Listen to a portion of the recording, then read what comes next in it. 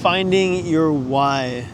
Okay, so I have my own views on this that I think are right. That you might not believe what I believe, but I think you still learn from it. You won't learn fully from it, but you can learn a little bit. Your why is super important. I know everybody says this, you have to find your why, whatever. When you train as much as I do, it stops becoming as fun as it used to. So why are you going to keep training? Or maybe your parents are pushing you to train a ton and you don't really care. So why are you doing it? Are you doing it just because they want you to? Or are you doing it just because you feel like it?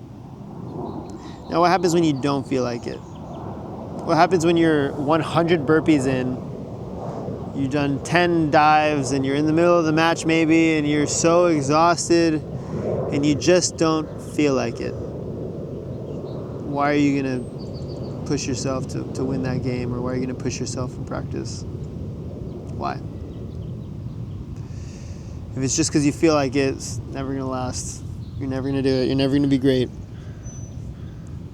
Now, I think the only true why that will sustain you through everything is believing that God has called you to do this.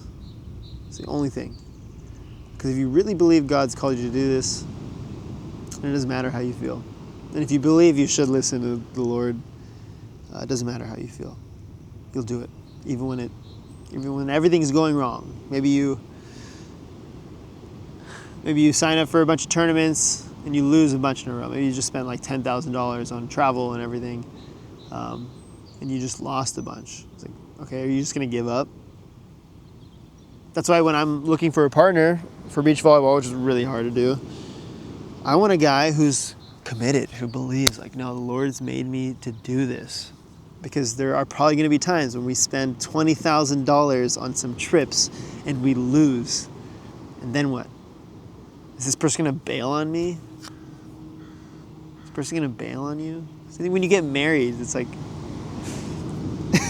Now we're getting into... Okay, when you get married, you're going to marry somebody because they feel like it? Or you're going to marry somebody because they believe that God wants them to marry you? Because you're going to have problems. You're going to have tension. There's going to be things that go wrong. You're not going to agree on everything. And if it's just because you feel like it, that's not going to last. That's why our divorce rate is so high. It's ridiculous. You have to believe that God has called you to do this. And if God has called you to do it, then you'll do it no matter what. You have to fear the Lord too, so find your why. If this is for volleyball, I mean, you could try to... If you find your why in just random things, you realize everything's going to die. You realize everything in this world is going to pass away. So then what?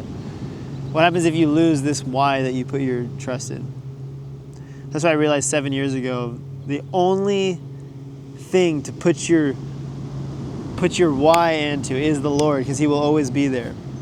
He will never die. He will never fade. He'll never let you down. He's always consistent. So you got to find that why. And there's only one answer.